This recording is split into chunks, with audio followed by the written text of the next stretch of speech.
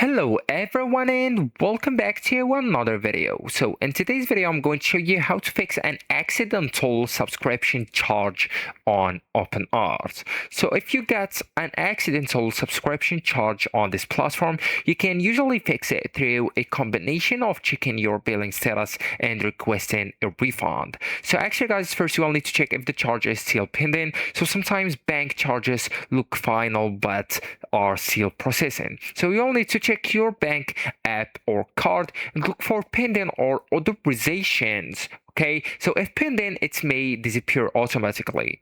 At the second, you will need to verify your subscription status. So you will need just to click on your icon or profile icon, even the picture at the top right corner, and then just go with subscriptions option, the second one, and the view profile option.